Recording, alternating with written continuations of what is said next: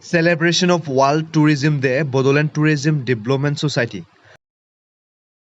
उदालगुरि जिल्लानि भेराकुन्डु धनस्रि दावबायारि न'ब्लाङाव 1 बोसोरारि जुथुमा रंजाथाइ जानानै थाङो।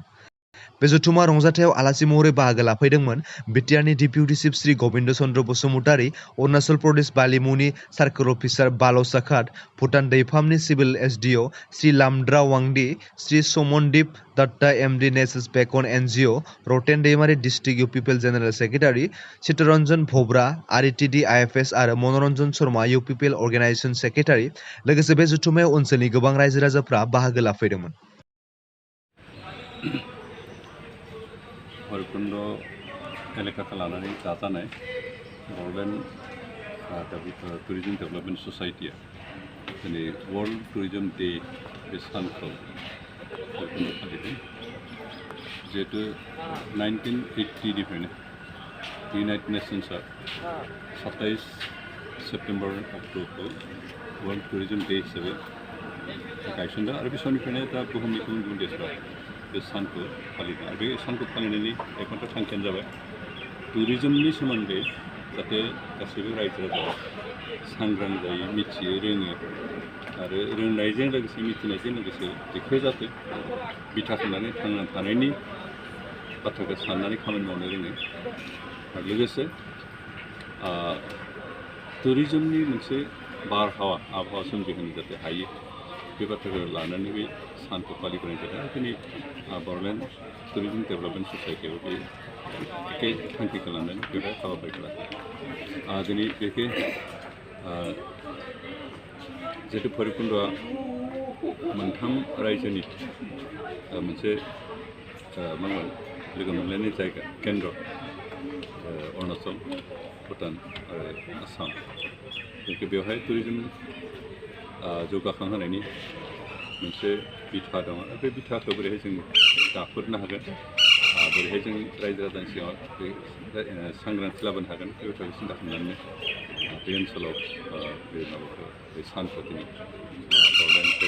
Tourism development ससाइटिया खुंदों। जोंहा भैरबकुंडआ आगोलनिफ्रायनो दानिफ्रायनो गोदो गोदायनिफ्रायनो टुरिजम माबाया दं, टुरिजमनि जिथु बे केन्द्र हिसाबै बेखौ बाहायबोनाय जादों। जों पौराणिक बिजाबखौ फरायोब्ला माइथ'लजिखौ फरायोब्ला मोननो हायो। बेयो मोनसे तीर्थ सान होननानै बुंनाय जायो, पिलग्रिम बा तीर्थ सान होननानै मिथियोमोन आरो मानसिफ्रा गुबुन गुबुन जायगानिफ्राय बेयाव फैनानै इसोरखौ सिबिफैयोमोन। बे समनिफ्रायनो बे टुरिजमा बेयाव सोलिदों। खिन्थु गेजेर ससेयाव जोंहा बेयाव बेखौ दानिफ्राय 100 इयार्ससो सिगां बेयाव मानसिफोर गैलियामोन। फ्राय 100 इयार्ससो बे मानसि गैयै बिदि गेप जाना दंनिफ्राय हाग्रा गोजा जादों। बेखौ बेवहाय दानिफ्राय 200 इयार्ससो सिगाङाव गोबां रायजो खुंदोंमोनबाबो गेजेर ससेनिफ्राय ब्लेक फिभार कालाजार होननाय मोनसे बेमार फैनायाव महामारि फैनायाव गोबाङानो थैदों, गोबाङानो बे जायगाखौ गिनानै खारलांजोबना बे जायगाया गोबां बोसोर फ्राय 100 इयार्ससो बे मानसि गैयैखाय हाग्रा जाना दंमोन। ओमफ्राय दानिफ्राय फ्राय 60-70 इयार्ससो दाथ' बेवहाय मानसि रायजो जाफैनो हमदों। बेनिखायनो जोंनि नैबेखिनि ओनसोलनि मानसिफोरनि जिथु माबा बसति बेयो खोब बारा गोबाव नङा, फ्राय 60-70 इयार्सनि जादों। दा बे 60-70 इयार्सआवनो जथेस्थ' बे ओनसोलखौ जों सोलायहोनो हादों आरो दा टुरिजमखौ बे माबाखौ जों ग्रथ खालामफैनायनि मोनसे दाखांफैनाय मोनसे खाबु जों बेनिखायनो जों दा बेवहाय जिखिनि सुबिदा दं टुरिजमखौ डेभेलप खालामनायनि जिहेतु अरुणाचल दं, भुटान दं, बिनि सोदोमस्रिनि बिनि हारिमुनि सोमोन्दै मानसिफ्रा मिथिनो लुबैगोन। बेनिखायनो जों नैबेखौ टुरिजमनि मोनसे केन्द्र हिसाबै बिथा हिसाबै जों थि खालामनानै बे ओनसोलनि रायजो राजाफोरखौ टुरिजमखौ जौगाखांनो थाखाय, टुरिजमखौ जों फोथांना लाखिनो थाखाय, टुरिजमनि गेजेरजों थांना थानायनि राहाफोरखौ मिथिनो थाखाय जों रायजो राजाफोरखौ सांग्रांथि खालामनो बे बड'लेण्ड टुरिजम डेभेलपमेन्ट ससाइटिया बे हाबाफारिखौ लादों। बिटिसि सरकारनिफ्राय माबायदि नायगोन, जिहेतु बेयो आसामनिनो मुंदांखा टुरिस्ट स्पट मोनसे, बेयो सरकारि भाबै माबायदि बिदि बेबस्था लागोन? जों बेखौ प्रमद बर' बिथांनि नेतृत्वआव जि सरकार जाबाय 2 बोसोर सिगां, बे सरकार आखायाव लानायनि लोगो लोगोनो जों बड'लेण्ड ओनसोलाव टुरिजमखौ डेभेलप खालामनायनि खामानिफोरखौ लादों आरो बेबायदि फार्स्ट स्टेप हिसाबै जों मानास रायमनाखौ जों सेंक्सुवारि हिसाबै घोषणा खालामदों बेनिफ्राय बेबायदिनो गुबुन गुबुन जायगाफ्राव जों टुरिजमनि बहाय पटेनसियेलिटि दं बेखिनिखौ आइडेन्टिफाइ खालामनानै दा बेखिनि ओनसोलाव टुरिजम डेभेलपनि थाखाय जों हाबाफारि लादों जों दासिमहालागै फुल सुइं बेबायदि खामानि मावनो हायाखै खिन्थु आइडेन्टिफाइ खालामबाय बेखौ जों लासैनो डेभेलप खालामगोन आरो वान अफ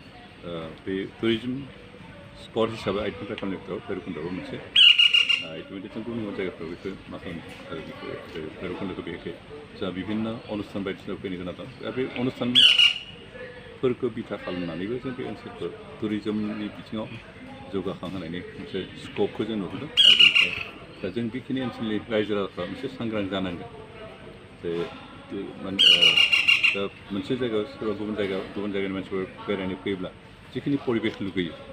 बेखिनि परिबेसखौ जों होनो रोंनांगोन बेनि रायजो राजाफ्रा दा बे बिथिङाव जों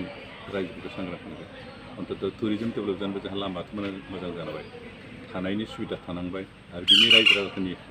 आसार खान्थिफ्रा मोजां जानांबाय दा आलासिखौ मारै सोंनांगौ आलासिखौ मारै सोङोब्ला गोजोननाय मोनगोन बे बाथ्राखौ जों सोलोंनो गोनां दं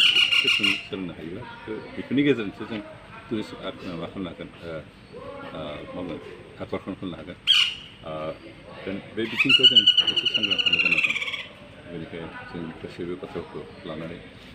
जोंनि सरकारनिफ्राय जि हायो बेखौ नाजाबाय थादों जों आसा खालामदों फैगौ 2-3 बोसोरनि गेजेराव जों बेखिनि ओनसोलनि माबाखौ टुरिजमखौ डेभेलप खालामनो हागोन बेखै क्लिनलिनेसनाबो मोनसे टुरिस्ट एट्रेक्सननि मोनसे माबा बेबो मोनसे रिजन जोंनि जायगाखौ जों जुदि साफा लाखिनो रोङा बावैसो आं मोनसे गुबुन हादराव थांनाय बे नुदों जे खोब गिदिर सिटि खिन्थु सिटिब्लाबो फुरा माबाफोर क्लिन जोंनि स्ट्रिटफ्रानो बुं लामाफ्रानो बुं लामाफ्रानो फुटपाथफ्रानो जों दा जोंनि दिल्लीफ्राव नुयोबा दिल्लीफ्राव थांबा नुयो फुटपाथा गासैबो दखानजों भर्ति थाबायनो जायगायानो थाया जायगाफ्रा साब सिखोन नङा मैला माबा बिथिं थांनोनो हाया मोनामनाय खिन्थु आं जायगायाव थांदों बे साफा आरो मानसिफोरा डिसिप्लिन लामाफ्राव खुनु दखान सखान गैया लामा माने लामायानोसै आरो बे मोस्रोम थाबायनो हानाय सैमा थाबायनो हानाय मानसि थाबायनो हानाय बिदि मोनसे क्लियार बिदि लामा दा बेफोरबायदि डिसिप्लिनखौ जों जोंनि ससाइटियाव लाबोनो हायो अब्ला निस्सय जों टुरिस्ट गुबुन गुबुन जायगानि गुबुन गुबुन देशनि टुरिस्टफोरखौ जों एट्रेक्ट खालामनो आरो बेखिनिखौ जों मावफुंनो नाजानांगोन आरो जोंनि रायजो राजाफोरखौ बे बिथिङाव सांग्रां जानो थाखाय जों फोरोंनांगोन सार मोनसे गोजोनथाव खौरां लाबोबाय बिटिसि ओनसोलाव जेब्ला डेपुटि चिफ जानो हानाय लोगो लोगो मोनसे बे भैरबकुन्द अरुणाचलनिफ्राय जि लामाया आसामाव लिंक जायो बेयाव मोनसे दाख्लै बावैसो दलं उद्घाटन खालामना होबाय बे दलंनि बेलायाव सारा माला कमप्लिट जागोन बा माला जोबगोन बेखौ मा होनना फोरोंहरो सार भैरबकुन्द बेखौ धनस्रि दैनि सायाव दलं गैयामोन दा जेखौ दलं हिसाबै जों बाहायो आसलथे इरिगेसननि बान्दोफोर आरो बेजों हेभि भेहिकेल खारनो हाया नाथाय गारि फिसा माने बाइकफोर गारि फिसा खिन्थु जोंहा दा कानेक्सन गैया खिन्थु जोंनो बिथिं लामानि जोबोद गोनांथि दं आरो बेनिखायनो सिन्था खालामनानै जों दानिल' बाथ्रा आं 2015निफ्रायनो बै समाव जोंनि MP रमेन डेका बिथांनि थ्रुयै बेखौ दलं बानायनायखौ नोंथाङा सरकारनि केन्द्र सरकारनिफ्राय नाजाना लाना फै होनना बुंनानै नारसिनबाय थादोंमोन बिथाङा नाजादोंमोनबो नाजानानै फ्राय सेकेन्ड टार्माव बिथाङा बेखौ फ्राय साक्सेसन खालामबायमोन गभर्नमेन्टनिफ्राय सेंसनानो जाबायमोन सेंसन जानानै मात्र टेन्डार हारि जानो गोनां खिन्थु बे बिदिनो खालामबाय ओमफ्राय जों जेथिया लास्ट 2020 एग्रिमेन्ट खालामो सुक्ति खालामो बे सुक्तियाव बेखौ सोदेरबाय आरो सोदेरनायखाय सरकारा बेखौ मावफुंनो बाध्य जाबाय आसलथे बे थांनाय बोसोरावनो टेन्डार जाबायमोन खिन्थु टेन्डार किसान बोसोर थानायखौबो केन्सेल खालामनो गोदान दा टेन्डार खालामफिननानै दाखालि बावैसो बेखौ इन'ग्रेसन खालामबाय बे 2025आव कमप्लिट जागोन होननानै डिपार्टमेन्टनिफ्राय बुंदों जों आसा खालामदों 2025आव बे कमप्लिट जागोन आरो कमप्लिट जायोबा बेयो अरुणाचल आरो जोंनि भैरबकुन्दनि गेजेरजों भारतनि गुबुन गुबुन पार्टआव जगाजगनि मोनसे बेबस्था जागोन आरो बेखिनि जायोबा जों बे भैरबकुन्द ओनसोलाव जथेस्थ' डेभेलप जागोन जों आसा खालामदों थाबैनो जिबायदि मोनसे टाइम फ्रेम होदों बे टाइम फ्रेमनि फोजोबनो जोबथा सोंथि सार बेयो जिहेतु ट्रायेंगल माने बेयाव अरुणाचल रायजो थाबाय भुटान थाबाय आसाम थाबाय अरुणाचल रायजो आरो भुटानाव हाबनो थाखाय माखासे कागजनि बा पारमिसननि गोनांथि जायो दा जेरै थांनाय 23 सेप्तेम्बराव भुटाना खेवबाय बेयाव हाबनायावबो गोबां माखासे नेमफोर दं नाथाय जोंनि जि आसामाव हाबनाय बा बड'लेण्डआव हाबनायनि जि लामा बेयाव खुनु मोनसे चेकिंनि बाथ्रा माबा गैया दा बिनि सायाव माबाफोर बिदि सिन्थाफोर खालामदों नामा बा मोनसे माबाफोर बेबस्था जों ओरैनो बे आसामा बिटिसिआबो मोनसे आसामनि पार्ट जाबाय बिटिसिआ सम्पुर्ण सेपारेट एडमिनिस्ट्रेसन जाथारनायमोनब्ला जों हयथ' एसे आलादा सिन्था खालामनांगौ खिन्थु दा जिहेतु आसाम हिसाबै थाबाय आरो आसामा जि डिसिसन लायो जोंबो आसामनि सिङाव आसाम सरकारनि डिसिसनखौ मानिनो गोनां जायो दा जों अरुणाचल भुटाना जाबाय गुबुन मोनसे देशखा बिसोर गावसोरनि माबा मोनसे सुबिदा खालामना लानो हायो दा इन्डिया खिन्थु भुटानखौ गावनि आश्रयाव थानाय देश होननानै गनायना लायो बेनिखायनो लोरबां देशखाय आर्थिक हिसाबै दुर्बल देशखाय दुखिया देशखाय बिथांमोनखौ जेसेबां हायो भारत सरकारा हेफाजाब खालामो आरो बिदि हेफाजाब खालामनाय देशखाय बिथांमोननि सायाव एक्सट्रा हेरेसमेन्ट होनो गोसो जाया बेनिखायनो बिथांमोनखौ फ्रि मुभमेन्ट होदों आरो सेन्ट्रेल गभर्नमेन्टनिबो डिसिसन आसाम सरकारनि डिसिसन बेखायनो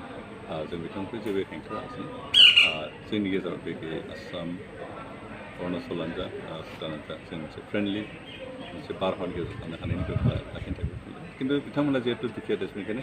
एसे रेभिनिउ आर्न खालामनो थाखाय किसुमान रेस्ट्रिक्सनखौ लाखिनो आरो लोगोसे बिथांमोननि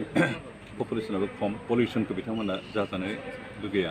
कारण हेल्थ सेक्टर बिथांमोना जोबोद दुर्बल बायचान्स माबाफोर बेमार जायोबा ट्रिटमेन्ट होनायनि बेबस्था गैया बे गासैबो खोथाखौ सिन्था खालामनाय बिथांमोना माखासे रेस्ट्रिक्सनखौ लाखिदों आरो जों बेखौ गनायनांगोन जाहाथे बिथांमोना सेफ हिसाबै थानो हायो आरो गावसोरनि जिथु मिथिंगायारि जिथु गोथारथि